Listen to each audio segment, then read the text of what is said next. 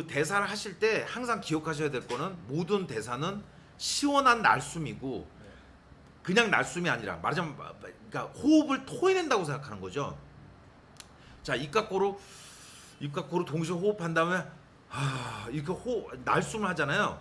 그럼 날숨을 시원하게 내뱉은 동시에 그 날숨에 그냥 입 모양으로 발음만 하게 되면 날숨 위에 뭐가 얹혀져요? 대사가 얹혀지는 거죠. 시원하게 대사가 바깥으로 토해내듯이 가야 돼요.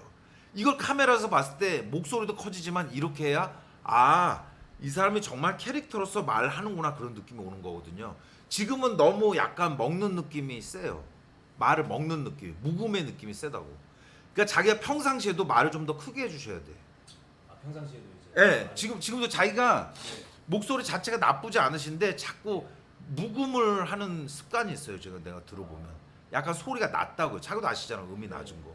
근데 음이 낮은 건 좋아. 뭐 음높이 음높이 낮은 건 아무 문제가 없어요. 오히려 좋지. 그러나 시원하게 바깥으로 쳐주셔야 돼.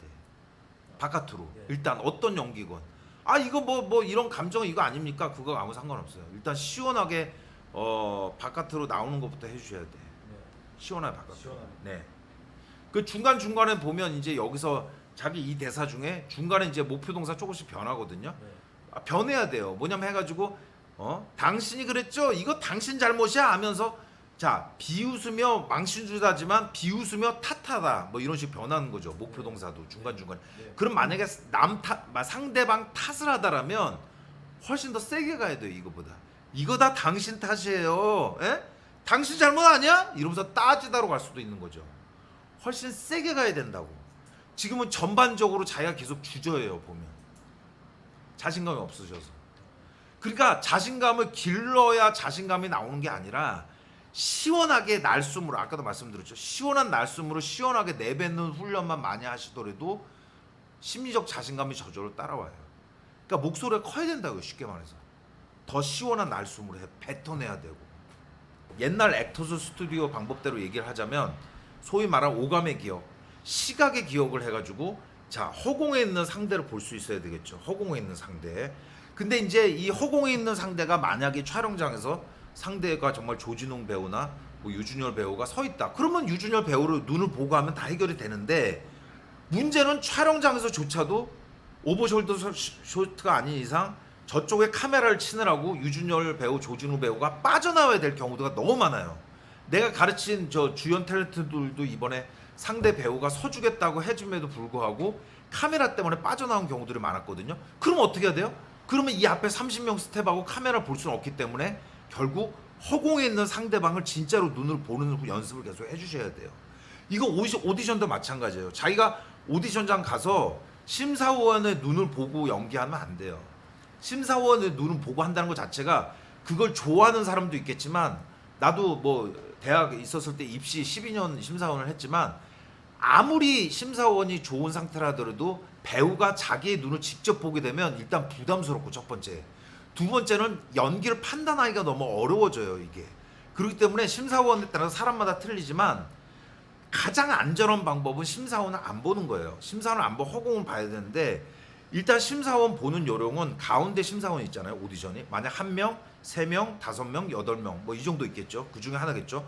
혼자 심사할 수도 있겠고 3명이 할 수도 있겠고 8명 할 수도 있을 거예요. 내가 가장 많이 들었던 기록은 20명인데 그 정말 특수한 케이스고 스태프들이 다 나왔던 좀 골 때리는 케이스였고 보통 3명 정도인데 그러면 가운데 있는 사람의 이 아이라인이라고 그러죠. 눈높이. 자, 이 아이라인보다 아래를 보시면 안 돼요. 아이라인보다 아래를 보면 눈이 깔려요. 자, 이렇게 하면 눈이 깔리죠, 대사가. 자, 아이라인, 이거는 카메라도 마찬가지인데 그 아이라인 아래를 보시면 안 돼요. 아이라인에서 하나 위, 주먹 하나 위 정도가 딱 좋아요.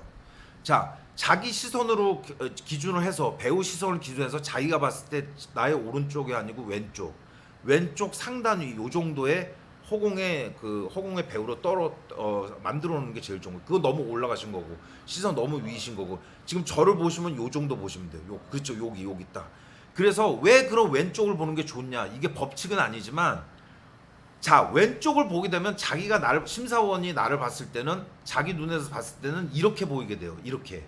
근데 내가 만약 자기 오른쪽을 보게 되면 이렇게 보게 되거든요. 그러니까 아무래도 한국 사람들은 뭐 일본 애들은 뭐 오른쪽에서 왼쪽 책을 읽지만 보통 사람은 왼쪽에서 오른쪽으로 눈을 훑어보게 돼 있어요. 그러니까 배우 입장에서 어떻게 하라고요? 가운데 있는 심사원 아이라인의 주먹 위 높이에서 왼쪽 상단 너무 올리지 말고 요 정도 여기에다가 이제 허공의 배우를 띄워놓고 말을 하는 거죠. 그래서 상대편 배우를 시선을 고정하는 게 세 번째로 중요해요. 오디션에서는 영화도 마찬가지고. 근데 주의할 게 있어요. 여기서 자 시선을 고정하고 턱을 고정하는 게 중요해요. 시선을 왜 고정해야 되냐면 당연한 얘기지만 시선을 고정해야 오디션에서 허공을 본다 하더라도 훨씬 집중력 있게 연기가 보이는 거고 얘도 고개를 좀 움직인다 하더라도 시선점을 난 지금은 계속 두고 있기 때문에 심사원들이 봤을 때 훨씬 내가 집중하는 걸 보이겠죠. 실제 집중하고 있고.